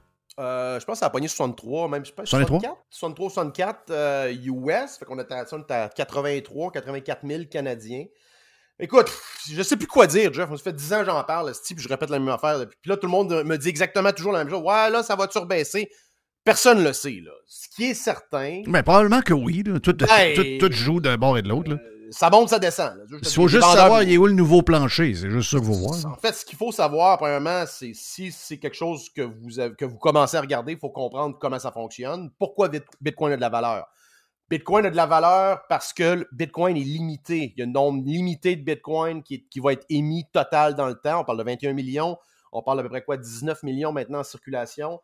Donc, je sais que c'est difficile à comprendre, là, mais c'est le premier actif numérique, pas virtuel, parce que virtuel, ça laisse sous-entendre que ça n'existe pas, numérique qui est limité. C'est-à-dire qu'on peut comparer à une forme peut-être d'immobilier, Parce que c'est ce qui fait la valeur de l'immobilier. Le building qui est là, il ne peut pas être à un autre endroit en même temps. Puis il ne peut pas avoir 2 buildings au même endroit.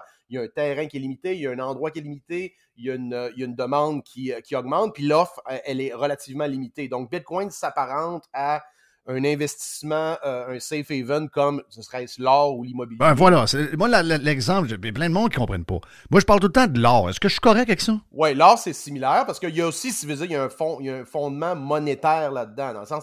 Là, il y a plein de discours contraires, comme ouais, mais là, ça marche pas comme monnaie si tu le transiges pas puis si personne l'utilise. Mais c'est pas vrai, ça. Si j'ai 5 milliards en immobilier, là, puis j'ai pas une scène dans mon compte de banque, ben j'ai moyen de remédier à ça, là, en passant. Là. Donc, je peux prendre une ligne de crédit adossée sur mon immobilier. Puis c'est la même chose avec n'importe quel asset. La différence, c'est que Bitcoin, c'est fucking liquide. Votre mark-to-market des actifs privés comme l'immobilier ou vos actions d'une compagnie qui n'est pas listée, c'est pas liquide. Le prix peut varier. Alors que Bitcoin, il y a un marché global de plusieurs milliards de dollars transigés à chaque jour. D'ailleurs, hier, je pense qu'on a frôlé pour loin le milliard d'inflow dans le ETF je pense que c'est BlackRock, le plus gros. Donc, ça, pour comprendre la mécanique, là, c'est que Jerry, ça doit être ça. Je ne sais pas s'il a acheté vraiment des bitcoins. Moi, je pense que vous êtes mieux d'acheter des bitcoins. Si vous achetez des ETF, le fonds, comme BlackRock, sont obligés de se revirer puis d'acheter des bitcoins pour que ça équivale au montant au montant d'argent qu'il y a dans le fonds, là. Donc, c'est un intermédiaire entre vous et les bitcoins, mais la demande sur le marché est la même. Là. C'est-à-dire, c'est la même chose que s'il y avait 1 million de personnes qui achetaient des bitcoins le matin, que s'il y a une question d'intermédiaire, là, mais l'effet sur le marché est le même. Oui. Ce qui est game changer là-dedans, encore une fois, il faut que vous appreniez comment ça fonctionne. Dans le mois de mai, il va arriver ce qu'on appelle le halvening. Je ne me rappelle pas c'est quoi en français, là, mais fuck le français. Jolin Barrette va sûrement envoyer la Gestapo linguistique chez nous. Mais la récompense en Bitcoin qui est donnée aux mineurs, ceux qui maintiennent le réseau, qui assurent sa sécurité, va diminuer en 2. Va diminuer de 50%. C'est la même chose depuis quoi? Ça fait maintenant presque 15 ans, Bitcoin. C'est la même chose à peu près à tous les 4 ans. Donc, la cédule d'inflation de Bitcoin, elle est connue dans le temps et elle est entièrement prévisible. Donc, l'actif devient de plus en plus rare, essentiellement à tous les 10 minutes. Parce qu'à tous les 10 minutes, il y a un nouveau bloc qui est miné.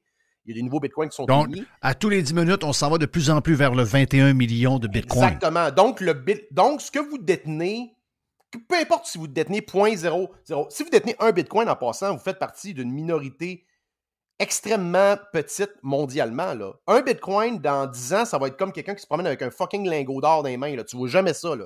Il y a très peu de gens qui ont un Bitcoin entier, ne serait-ce que plusieurs. Là. Donc, ça devrait être votre objectif financier si vous avez moins de 50 ans. C'est un peu donc la seule différence avec l'or. Ça veut dire que quand on va arriver à 21 millions, c'est fini.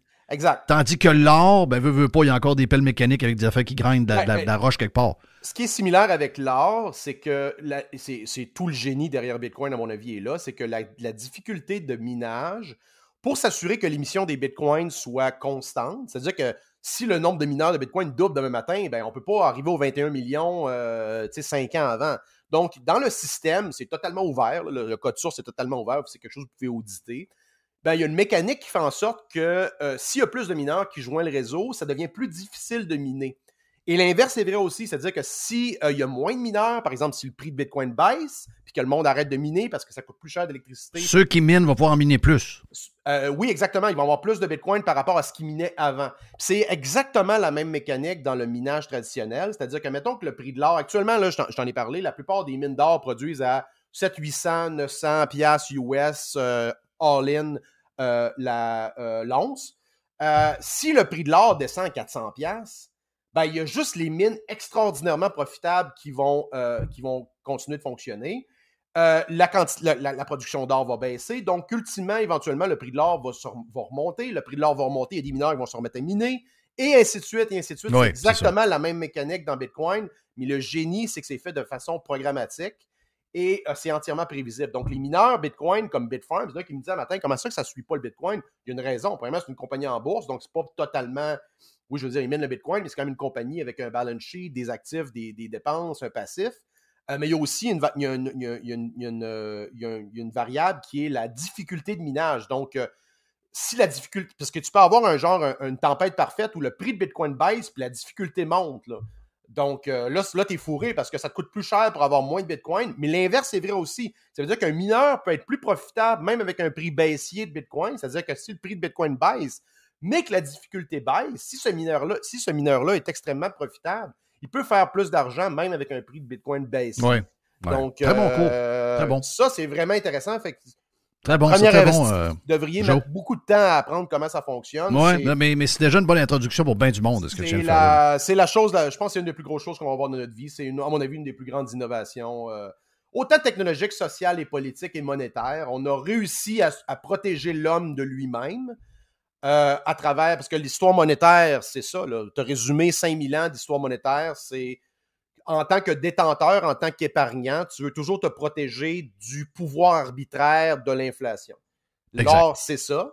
Ça a fait quand même bien la job. D'ailleurs, l'or, en passant, là, c'est, tu sais, faut pas chier sur l'or parce que je suis pour Bitcoin. Moi, j'aime les deux. D'ailleurs, j'ai des millions investis dans des projets miniers en général.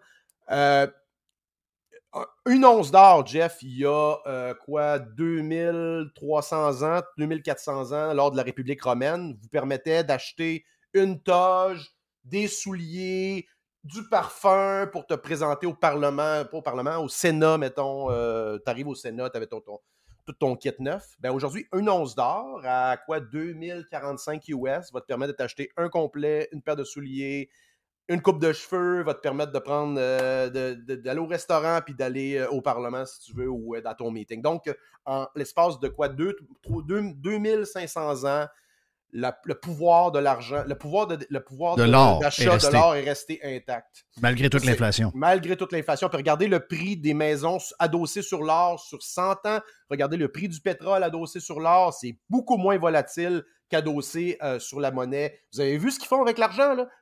Avez-vous vu ce qu'ils ont fait avec l'argent? Vous n'aurez jamais une meilleure démonstration que ce qu'on a vécu dans les 4 dernières années. Si vous doutez encore que le gouvernement peut gérer de manière efficiente, parce que la Banque du Canada, c'est le gouvernement, là. Ils vont dire « Ah, c'est indépendant. » Non. Oui. C'est un fucking comité de monde qui lise des feuilles de thé puis qui essaie de prédire l'économie dans les 12 prochains mois. Alors, ils sont dangereux. C'est dangereux. Ça peut pas arriver. Ils le savent pas. Ils savent pas plus que moi puis toi. Puis d'ailleurs, c'est le contraire. Nous autres, on se veut dire... C'est la différence entre Joe le plombier puis Tiff Macklin. Joe le plombier, il est 2 pieds dans l'économie puis il est quand même il prend des décisions en fonction des facteurs qu'il voit puis qui ont un impact sur sa vie. Tiff là, de la Banque du Canada, là, d'ailleurs, dans sa tour. Jour 1 du régime du premier mandat Poliev, on met ça dehors. Yes, c'est à toi. Thank you, man. Joe Hamel en feu, tabarnache, pas à peu près. C'était jeudi, on va toujours le prendre le jeudi, donc en feu jeudi. Ouais. Hey, on revient, OK, sur Radio Pirate. Pirate est fier de l'être. Radio Pirate. Radiopirate.com. Faites partie de l'invasion. JeffFillion.com. Hey, l'aubergiste, c'est le week-end!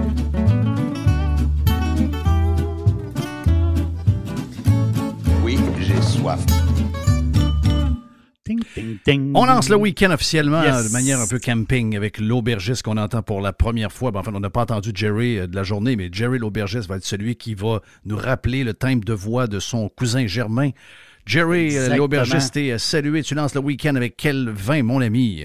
On s'en va dans un vin particulier. Je t'ai parlé la semaine passée. J'ai dit la semaine passée, j'ai dit, de temps en temps, on va lâcher le vin pour parler d'autres alcools. C'est le fun. Parce que c'était une demande, ça il y a certains alcools.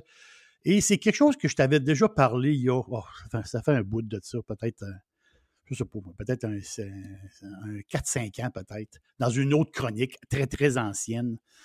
Je t'avais parlé de brandy. Le brandy, en fin de compte, on peut dire quasiment que c'est du vin, parce que le brandy, c'est fait à base de raisin. Hein. Le rhum, c'est fait à base de canne à sucre. Les autres alcools, on les connaît, mais le brandy, l'origine du brandy, ça remonte au 17e siècle, donc dans les années 1600, ou dans ce coin-là. La face, c'est qu'à cette époque-là, les Hollandais, OK, c'est eux autres qui dominaient un peu le transport. Pendant une grande période, ils dominaient le transport de produits. Donc, ils allaient chercher des produits, qui partaient de la Hollande. Ils allaient chercher du vin dans le coin de Bordeaux. Parce que Bordeaux, on rentre, il y a une grande rivière qui est là. On rentre, là, il y avait beaucoup de commerce entre le nord, on va dire, le coin de la mer du Nord, la Hollande, ça, jusqu'à Bordeaux. Et justement, les Hollandais, les autres, ils faisaient un genre de distillation. Ils appelaient ça dans le temps, oui, il y avait du vin régulier, mais il y avait un autre vin qui appelait le brandewine. Brandewine, c'est un genre de vin, comment dire, distillé. Et les Hollandais adoraient le brandewine. La raison, ça saoule plus vite que du vin ordinaire. Oh mon Dieu, c'est ça. C'est aussi simple que ça, là. Le monde adorait ça. Ils coupaient, puis même des fois à l'époque, ceux qui avaient l'eau n'était pas potable, ils mettaient du brandewine dans l'eau pour que ça soit moins nocif pour la santé. C'était comme ça. Et tous les alambics, parce que quand tu fais de la distillation, justement, du jus de raisin, hein, mais tous les alambics étaient dans la région de Cognac. On le sait, là, Cognac, brandy, un cognac, c'est un brandy. Mais un brandy n'est pas nécessairement un cognac. Un peu comme la champagne. Tu sais, il y a les vins de champagne, parce que le raisin vient de la Champagne, les bulles sont fabriquées dans une zone limitée. Tandis qu'on fait des mousseux partout dans le monde, tout simplement. Bien, le brandy, c'est pareil. Donc, le cognac, c'est la région de Cognac, et le brandy, c'est partout dans le monde. Mais il y a un paradoxe. Le paradoxe, on va l'appeler le paradoxe français, parce qu'ils produisent beaucoup de cognac, mais ils fabriquent aussi beaucoup, beaucoup de brandy. Mais le plus incroyable, c'est que 99% des brandy français, ils partent à l'extérieur. Les Français ne boivent pas de brandy. Ils boivent du cognac, ils sont très chauds, mais ils ne boivent pas de brandy. Ils font des excellents brandy. Mais ceux qui font des brandy extraordinaires, c'est les Espagnols. Viva España. Les Espagnols sont spéciaux. Tu es en Espagne, tu es dans un petit bar, puis là, tu te dis, parce que souvent, les autres, ils prennent ça avec un café.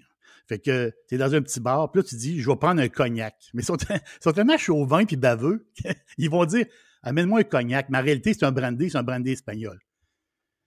C'est parce qu'il y a 2 endroits en Espagne qui font énormément de brandy.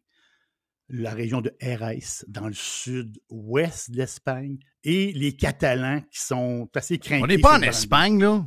Ben oui, on est en Espagne. Ben oui, c'est sûr. Mais ça fait un bout de temps qu'on n'est pas allé. Oh, ça fait 2 semaines. Non, ouais, mais tu serais surpris.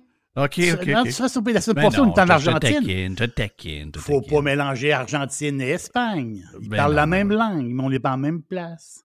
Donc, la face, c'est que les brandy espagnols, en grande majorité, puis est-ce que c'est d'être chauvin de dire ça? Je sais pas. Les brandy espagnols, d'après moi, c'est ce qui se fait de mieux. Ça n'a pas de bon sens. Ça n'a pas de sens comme c'est bon. Et la grande majorité des brandy espagnols ont une façon de faire typique de l'Espagne. Ils appellent ça la manière Solera. Solera, c'est... Je vous fais une image, OK? Vous avez une rangée... Puis le Solera, la méthode Solera, elle se fait aussi pour des rhums. Elle se fait aussi pour certains vins, surtout des vins espagnols. C'est une méthode typique espagnole. Je vous l'explique en gros. C'est ça qui donne... C'est ça qui fait du brandy espagnol quelque chose d'unique. Quand vous allez y goûter, vous allez comprendre. Donc, imaginez que vous avez une rangée de tonneaux. Les tonneaux sont empilés un sur l'autre. Imaginez que vous avez 7 rangées de tonneaux. 5, 6, 7 rangées de tonneaux. Donc, les tonneaux sont empilés. Quand tu remplis des bouteilles, avec les tonneaux d'en bas, ceux qui sont en bas. Donc, tu vois, quand tu remplis la bouteille, mettons, on vide le tonneau, mais on ne le vide pas au complet. On le vide, on en prend 1/3 dans le tonneau. C'est une image que je vous fais, mais c'est comme ça. On prend 1/3 du brandy dans le tonneau. Il reste 2/3 dans le tonneau. Et qu'est-ce qui va se passer? C'est que le tonneau d'en haut va aller remplir le tonneau d'en bas. Et lui qui est plus haut que le deuxième, il va aller remplir le deuxième. C'est ça la méthode Solera. Ça veut dire qu'il y a toujours du vieux brandy qui traîne dans le tonneau. Puis les plus jeunes brandés sont en haut complètement. Mais quand, à mesure que les années passent, il y a une partie de ce jus-là qui descend en bas.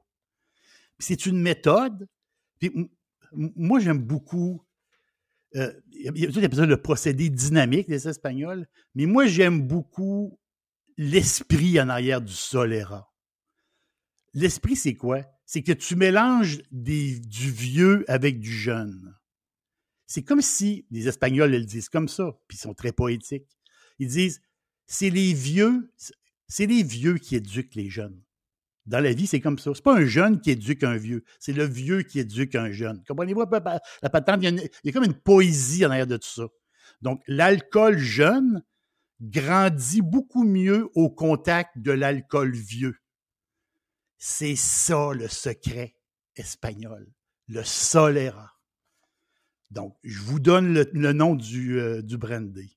C'est le brandy d'entrée de gamme chez Torres. Tu ne peux pas avoir plus catalan que Torres. Le Torres 10.